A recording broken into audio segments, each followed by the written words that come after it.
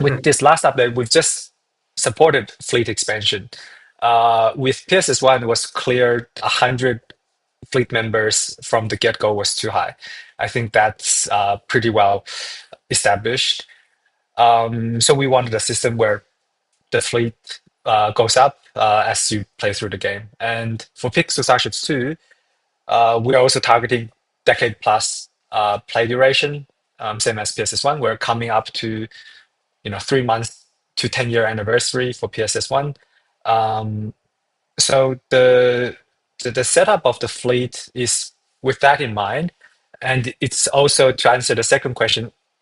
It's supposed to be a fleet member contribution, not just the fleet admiral that foots the bill, as so to speak, for building the fleet.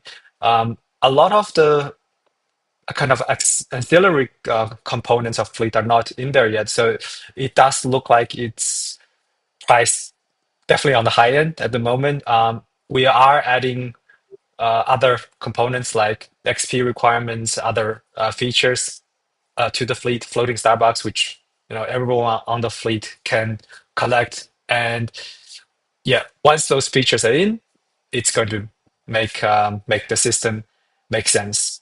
On the math calculations, I think that's about right. As the I think when you go from 5 to 10 fleet members, it's not a very high cost, but it is per member that we balance the costing in. So we might change that thing around a bit for now. That's the feature. We are more focused on getting the actual um, fleet features in, which I think other players have mentioned. How do I see what members are in the fleet in the leaderboard? It's a bit hard to navigate. So we're more focused on getting the feature set in, and then we'll come back and balance out the progression side of it in due course.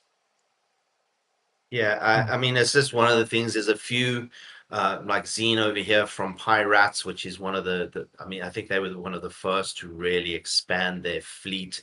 But it's just like the early costs involved in the early game for a lot of players, particularly newer players getting into it.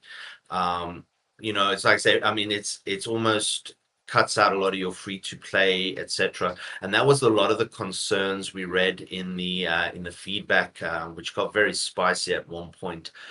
So we Yeah. had to actually we had to lock that thread, unfortunately. But it's like I say, it's just something that the community is really concerned about because, like PSS1, wanting to build a community is something that has always been at kind of at the heart of PSS, of Pixel Starships as a whole, is that the Mm. communities have really sprung up, and a lot of the apps and the websites, the fan sites, and all that springs up out of the community. So I think that was just something they were very, very concerned about. Absolutely, and Next we question. we want to know about those concerns. Then yeah, the team's obviously discussing and addressing it. But yeah, it's great. Please let us know. Yeah, we can do something about it if we know about the issues. Yeah. So yeah, Awesome. Thank you don't very much. yeah. Great.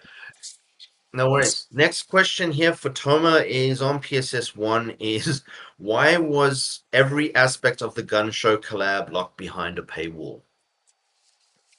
Sorry, just enjoying chatting with the players at the moment.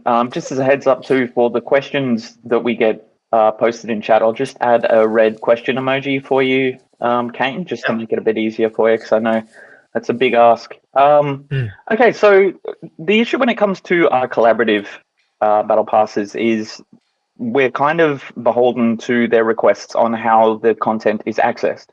So a lot of these times we will do our best, particularly in balancing the power levels and things like that, to make sure that it isn't, a pay to win kind of scenario. We have received a lot of feedback on this recently, and we'll be doing our best to change it. But this is why you'll notice a lot of the ones that we come up with internally, the thematic space-based ones, do have a little bit more to access so far as the free elements, and at the same time far less crew. So because of not just what the actual IP holders want the content to be accessed and how it can be accessed. We also have to make sure that we're dedicating enough time to create those assets in conjunction with them. So you'll notice with a lot of the collabs, they see a lot more crew. Whereas we usually just add one crew for our own internal battle passes. The collabs tend to see, you know, upwards of 6, potentially even more in the future, which I can't really spoil just yet. It is something that we're probably going to look into, potentially increasing the bang for your buck value. I do understand it can be frustrating. Zin actually had a really good idea we were discussing recently about how we can kind of draw parallels to existing crews and things like that, while making them more of a cosmetic option. It's definitely something that we're really, really sensitive to. Yes, purchases really do help because it keeps the lights on at the studio. It means that we're able to keep working on the game and keeping improving it. So I can't downplay that at all. And I really, really appreciate any purchase that anyone makes to support the game. And I'm not just saying that as, you know, typical developer speak. It really does help and it means a lot to us.